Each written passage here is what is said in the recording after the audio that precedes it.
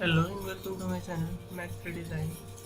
Today we will discuss about the command arc, 3-point arc, tangent arc and center point arc. So let's get started. First we have to choose a plane. Click on the front plane. Here I choose front plane. You can also choose top plane, or either you can choose right plane. Here I choose front plane. Click on sketch and select from the arc command center point arc. In center point arc we will define the arc from starting from the center, and you can draw here to there like this. You can also draw like this and this. Okay, you can stop it by dragging through there. Click on wherever you want to stop it, and you can also define the dimension by smart dimension. Click on the diameter of this arc. Here we define 80 mm, and you can also define between 2 points like this. The distance between them is 125. Sorry, 125. Okay. You can also assign distance between them like this. From the center point of this, you can assign as here, here, and here, and down also, whatever you want. Okay, is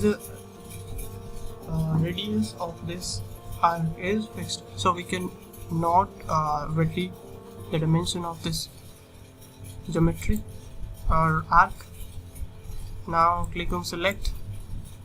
Okay, firstly I have to escape and click on select by dragging out the mouse and click on delete.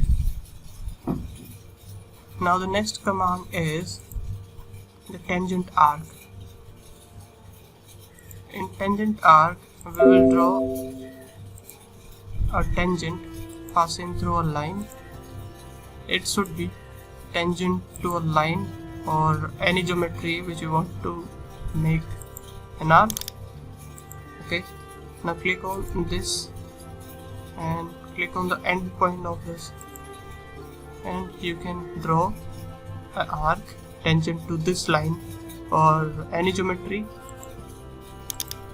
Okay, you can also draw tangent passing through this rectangle. Click on this and join this. Okay, you can also join another point passing through this from the inside. You can also from there,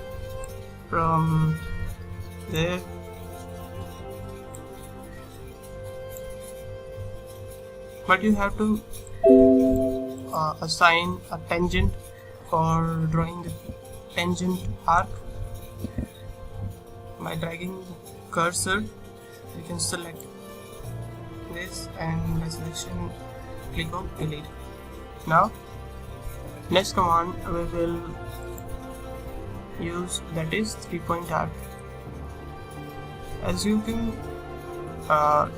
see, here is 3 points for drawing this tangent, and these two tangents, this arc is started from one point to the another point, and then we will define the slope of this arc.